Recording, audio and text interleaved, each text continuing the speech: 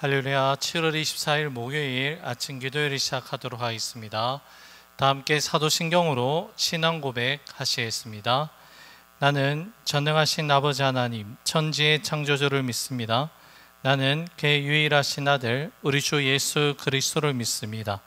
그는 성령으로 잉태되어 동정녀 마리아에게서 나시고 본디오 빌라도에게 고난을 받아 십자가에 못 박혀 죽으시고 장사된 지 사흘 만에 죽은 자 가운데서 다시 살아나셨으며 하늘에 오르시어 전능하신 아버지 하나님 우편에 앉아 계시다가 거기로부터 살아있는 자와 죽은 자를 심판하러 오십니다. 나는 성령을 믿으며 거룩한 공교회와 성도의 교제와 죄를 용서받는 것과 몸의 부활과 영생을 믿습니다. 아멘. 찬송가 35장입니다. 통일 찬송가는 50장 큰 영화로우신 주. 찬송가 35장 통일 찬송가는 50장 큰 영화로우신 주 찬양 올려드립니다. 큰 영화로우신 주 이곳에 오셔서 이 모인 자들로 주 백성 삼으사 그 중에 항상 계시고 그 중에 항상 계시고 큰 영광 나타내소서. 이 백성 기도와 또 예물 드림이 향내와 같으니 곧 받으옵소서. 주 예수 크신 복음을 주 예수 크신 복음을 만 백성 듣게 하소서. 또 우리 자손들 다 주를 기리고 저 성전 돌같이 귀나게 하소서. 주 구원하신 능력을 주 구원하신 능력을 늘 끝날까지 주소서.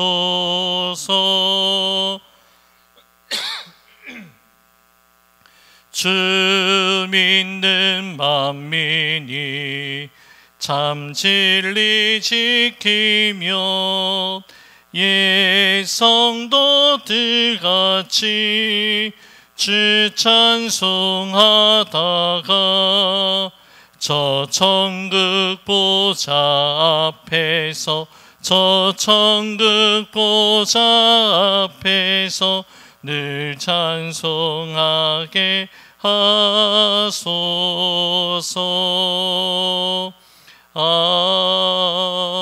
아멘.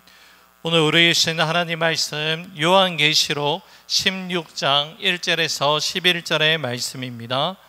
요한계시록 16장 1절에서 11절의 말씀 한 절씩 말씀 나누어서 교독하시고 마지막 11절 말씀은 한 목소리로 함께 봉독합니다.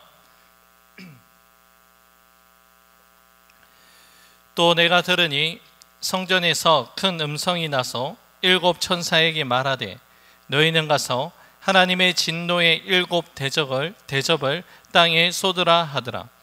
첫째 천사가 가서 그 대접을 땅에 쏟음에 짐승의 표를 받은 사람들과 그 우상에게 경배하는 자들에게 악하고 독한 종기가 나더라. 둘째 천사가 그 대접을 바다에 쏟음에 바다가 곧 죽은 자의 피같이 되니 바다 가운데 모든 생물이 죽더라. 셋째 천사가 그 대접을 강과 물 근원에 쏟음에 피가 되더라. 내가 들으니 물을 차지한 천사가 이르되 전에도 계셨고 지금도 계신 거룩하신 이여 이렇게 심판하시니 의로우시도다. 그들이 성도들과 선지자의 피를 흘렸으므로 그들에게 피를 마시게 하신 것이 합당하니이다 하더라. 또 내가 들으니 제단이 말하기를 그러하다. 주 하나님 곧 전능하신 이시여 심판하시는 것이 참되시고 의로우시도다 하더라.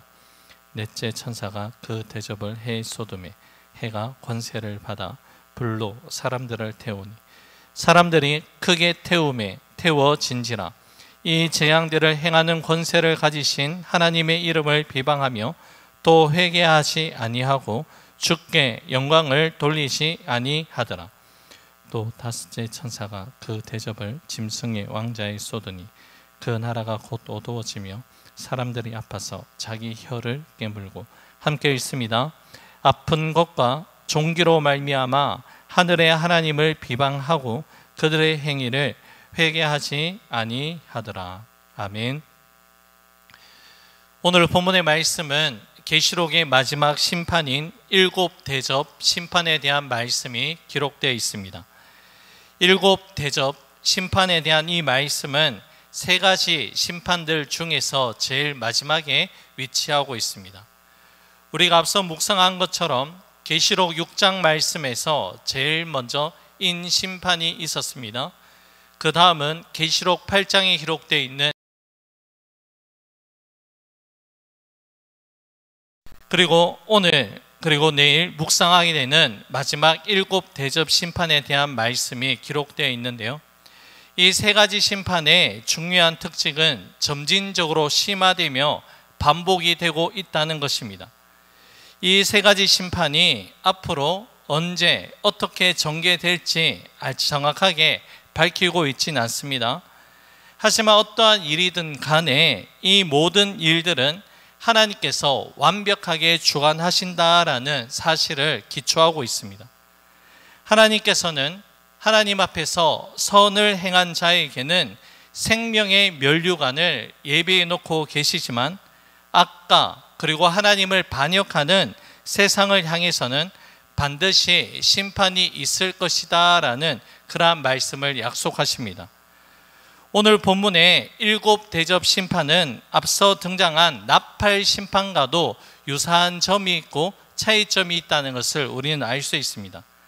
먼저 유사한 점은 나팔과 대접 심판 모두 일부 지역에 제한되는 심판이 아니라 세상의 모든 영역을 뒤흔드는 전 우주적인 심판이라는 것을 말씀합니다. 처음 네 가지 심판은 땅과 바다, 물과 하늘을 흔들고 마지막 세 가지는 인간 자체에 직접적인 고통이 가해지는 심판의 말씀입니다. 창조 세계 전체가 하나님의 심판 아래에 놓여지게 된다는 그 말씀이죠. 하지만 중요한 차이점은 이것인데요. 나팔 심판은 여전히 하나님께서 회개의 기회를 허락해 주시지만 대접 심판은 더 이상 회개의 시간이 주어지지 않는 결정적이고 최종적인 심판이라는 메시지가 담겨져 있습니다. 하나님의 자비는 멈춰지게 되고 오직 하나님의 공의만이 실행되는 그 순간입니다. 또 이 대접 심판은 출애굽기에 10가지 재앙을 연상시키는 말씀들로 연결이 되는데요. 죄악으로 가득했던 애굽을 치셨던 하나님의 진노가 다시 한번 반복되어서 죄악된 세상을 향한 하나님의 분명한 공의를 드러내는 말씀입니다. 이것은 단순한 경고가 아닙니다. 역사의 주관자이신 하나님께서 심판과 구원을 동시에 완성하시는 거룩한 손길을 선언하시는 그 장면입니다. 대접 심판은 마지막까지 회개하지 않는 세상을 향한 하나님의 공의로운 진노이며 동시에 하나님의 백성들에게는 위로의 메시지가 전해지는 그러한 내용입니다. 이제 일곱 대접을 쏟으라는 그 명령이 떨어지는데요. 본문 1절 말씀입니다. 또 내가 들으니 성전에서 큰 음성이 나서 일곱 천사에게 말하되 가서 하나님의 진노의 일곱 대접을 땅에 쏟으라 하더라. 아멘. 본문에서 대접을 땅에 쏟는다라는 이 동사는 구약에서 제사장이 제단 위에 피를 쏟는 행위와 동일한 동사가 사용되는 그러한 표현입니다. 단순한 심판 행위가 아니라 거룩한 예배적 행위임을 말씀하는 것이죠. 이런 하나님의 심판조차도 하나님의 공의와 거룩함이 드러나는 영적인 예식이며 하나님께서 통치하시는 질서 속에 이루어진다는 그 사실을 보여줍니다. 본문 2절 말씀입니다. 첫째 천사가 가서 그 대접을 땅에 쏟음에 짐승의 표를 받은 사람들과 그 우상에게 경배하는 자들에게 악하고 독한 종기가 나더라. 첫째 천사가 대접을 쏟는 그 순간에 짐승의 표를 받은 자들과 우상에게 경배한 자들에게 독한 종기가 나타나게 됩니다.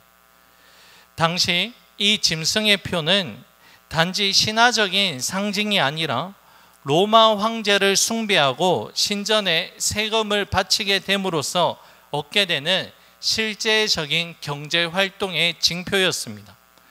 당시 로마 신전에는 백성들이 내는 세금 때문에 신전에 항상 돈이 가득했습니다.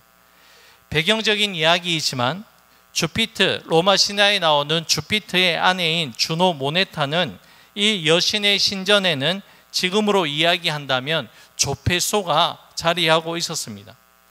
이 모네타라는 이름에서 돈을 뜻하는 머니라는 단어가 유래된 것을 우리가 알 수 있는데요. 그만큼 물질, 돈이 많았다는 것을 뜻하는 그러한 표현입니다.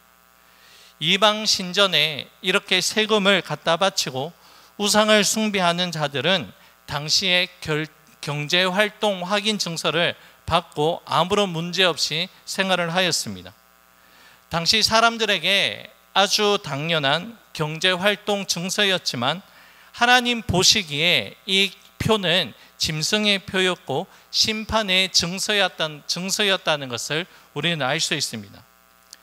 경제적인 안정을 위해 신앙을 타협했던 자들에게 곧 심판의 증거, 짐승의 표가 임하게 된다는 것을 말씀합니다. 우리가 요한계시록 서두 부분에 해당하는 2장 말씀에서 주님께로부터 칭찬을 들은 서머나 교회와 성도들이 우상 숭배를 하면 얻게 되는 이 표를 얻는 것을 철저하게 믿음으로 거부하였습니다. 일상적인 경제 활동에 제약을 받아 가난한 삶을 살아간다 할지라도 신앙의 절개를 지키는 것이 서머나 교회와 성도들은 더욱더 소중하게 여겼습니다. 이러한 서머나 교회와 성도들을 향해서 주님은 내가 내 환난과 궁핍을 알거니와 실상은 내가 너희들이 부요한 자라고 이러한 칭찬을 아끼지 아니하였습니다. 요한계시록에서 전체적인 핵심적인 주제의 메시지가 이 가운데 담겨져 있습니다. 세상에 시스템이 강요하는 타협 앞에서 누구를 예배하며 누구의 표를 따라 살 것인가에 대해서 우리에게 응답하고 우리에게 질문하고 우리는 이 질문에 응답하며 살아가야 합니다. 하나님 보시기에 부유함은 세상의 안정과 보장에 있는 것이 아니라 믿음을 지킨 자에게 주시는 하늘의 칭찬이 있다는 것을 우리에게 분명하게 말씀합니다. 둘째, 셋째 천사가 대접을 바다와 강에 쏟자 세상은 피로 물들고 모든 생명이 죽어갑니다. 그러나 그 참혹한 강경 한복판에서 천사와 제단은 찬양을 하는데요. 본문 5절에서 7절의 말씀입니다. 내가 들으니 물을 차지한 천사가 이르되 전에도 계셨고 지금도 계신 거룩하신 이여 이렇게 심판하시니 의로우시도다. 그들이 성도들과 선지자들의 피를 흘렸으므로 그들에게 피를 마시게 한 것이 합당하니이다 하더라. 또 내가 들으니 제단이 말하기를 그러하다. 주 하나님 곧 전능하신 이시여 심판하시는 것이 참되시고 의로우시도다 하더라. 아멘. 주의 심판은 의롭고 참되도다라고 이러한 찬양의 고백을 올려드립니다. 참혹한 심판의 상황 속에서 물을 차지한 천사, 물을 주관하는 천사가 악한 자들에게 피를 마시게 하는 하나님의 분노와 심판은 의롭고 합당하다라는 이러한 찬송의 제목입니다. 성도들과 선지자들의 무고한 피를 흘렸기에 정당한 하나님의 보응이라는 이 고백이 담겨져 있습니다.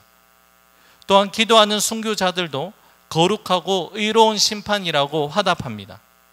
이 심판은 무고한 성도들과 선지자들의 피를 흘리게 한 자들에게 하나님께서 정당하게 보응하시는 공의의 실현이라는 것을 이야기하고 있습니다. 회개의 기회를 끝까지 하나님께서 주셨지만 끝내 돌이키지 않는 이들을 향한 심판은 하나님의 인내에 대한 모욕이자 거룩하심에 대한 반역하는 도전이었기 때문입니다. 그래서 하나님의 보응은 잔인한 복수가 아니라 공의와 정의의 회복이며 억울함을 품고 죽어간 이들을 향한 하나님의 사랑의 응답이라고 할 수 있습니다. 성경은 우리에게 분명하게 말씀합니다.